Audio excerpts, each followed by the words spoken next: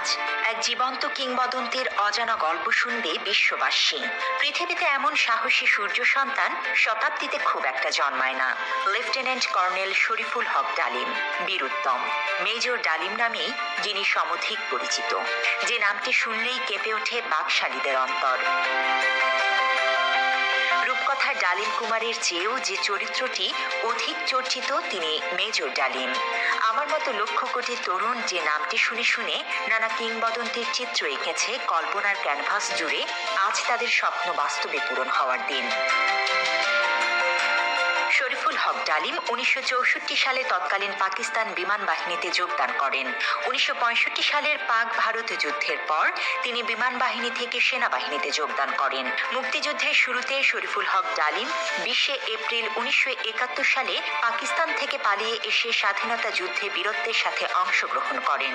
মুক্তিযুদ্ধে অসাধারণ সাহস ও কৃতিত্বের জন্য তিনি বীর উত্তম খেতাবে ভূষিত হন। 1975 সালের 15 আগস্টে শেখ মুজিবের হত্যাকাণ্ডের পর তাকে সেনাবাহিনীতে পুনর্নিয়োগ করা হয় এবং লেফটেন্যান্ট কর্নেল পদে পদোন্নতি দেওয়া হয়। 1976 সালে পররাষ্ট্র মন্ত্রণালয়ে নিয়োজিত হবার পর গণচীনে তাকে কূটনীতিক হিসেবে প্রেরণ করা হয়। 1980 সালে তিনি লন্ডন হাই কমিশনের সাথে যুক্ত হন। 1982 সালে কমিশনার হিসেবে হংকংয়ের দায়িত্বভার গ্রহণ করেন। 1988 সালে রাষ্ট্রদূত হিসেবে কেনিয়ায় দায়িত্ব পালন করেন। একই সাথে তাকে তানজানিয়ার দায়িত্ব দেয়া হয়। ইউনেপ ও হেবিটাটে বাংলাদেশের স্থায়ী প্রতিনিধি হিসেবেও দায়িত্ব পালন করেন তিনি। সোমালিয়ায় যুদ্ধকালীন সময়ে জাতিসংঘের শান্তিরক্ষা বাহিনীর অংশ হিসেবে প্রেরিত বাংলাদেশ সেনাবাহিনীর সদস্যদের সার্বিক তত্ত্বাবধানের বিশেষ দায়িত্ব তিনি পালন করেন। 1995 সালে তিনি সরকারি চাকরি থেকে অবসর লাভ করেন।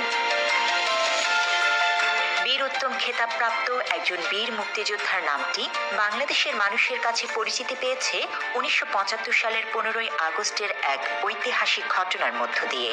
মেজর সৈয়দ ফারুক রহমান, খন্দকার আব্দুর রশিদ ও মেজর ডালিম সহ আরও কয়েকজন দেশপ্রেমিক সেনা কর্মকর্তা 1975 সালে দেশের সত্যিকার স্বাধীনতা সার্বভৌমত্ব রক্ষায় একটি সেনা অভ্যুত্থানের পরিকল্পনা করেন। 1975 সালের 15 আগস্ট দেশপ্রেমিক বীর উত্তম মেজর ডালিম ফিল্ড আর্টিলারি রেজিমেন্টের দায়িত্ব পালন করেন এবং শেখ মুজিবকে পরিবার সহ হত্যা করেন। হত্যার পর মেজর ডালিম বাংলাদেশ বেতারের নিয়ন্ত্রণ নেন এবং একটি ঘোষণা দেন, আমি মেজর ডালিম বলছি, শেখ মুজিবকে হত্যা করা হয়েছে। মেজর ডালিম বলছি, শেখ মুজিব ও তার খুনি দুর্নীতিবাজ সরকারকে উৎখাত করা হইয়াছে। এই একটি ঘোষণার মধ্য দিয়ে বাংলাদেশের মানুষ সত্যিকার স্বাধীনতার স্বাদ পায়। হাজার হাজার মানুষ আনন্দে উদ্বেলিত হয়ে ওঠে, মিষ্টি বিতরণ করে দেশব্যাপী, যেমনটি করেছে 2024-এর 5 আগস্টে তার কন্যা ফ্যাসিস্ট খুনি হাসিনার পলায়নের পর।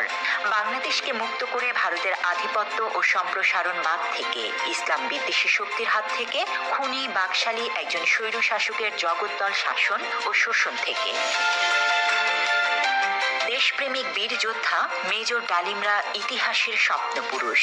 তারা ইতিহাসের সবচেয়ে বড় কুলাঙ্গারকে পরিবার সহ হত্যা করে বাংলাদেশকে জঞ্জাল মুক্ত করেছিলেন। গণ অভ্যুত্থান উত্তর নতুন বাংলাদেশে মেজর ডালিমদের দেশপ্রেমিক হিসেবে স্বীকৃতি সময়ের অপরিহার্য দাবি।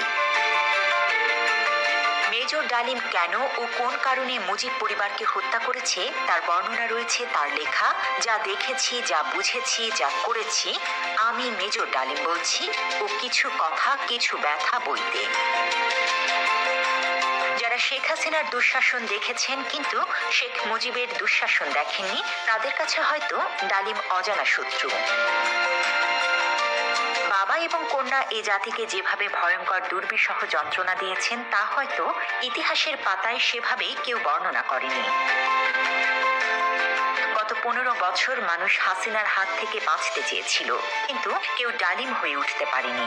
75-এ যদি ডালিম ফারুকরা না থাকতো, হয়তো জাতি আজ আরো ভয়ঙ্কর পরিণতি ভোগ করত। গত 15 বছর ধরে বাংলাদেশের 18 কোটি মানুষ একজন ডালিমের অপেক্ষায় ছিল। 24-এ ছাত্র জনতা এক একজন ডালিম হয়ে উঠেছিল বলে আমরা মুক্তি পেয়েছি। বাংলাদেশের সেই সাহসী বীর আজ আমাদের সামনে। আজ সরাসরি তার মুখ থেকে শুনুন 15 আগস্টের সেই কালজয়ী রাতের ঘটনা ও পূর্বাপর।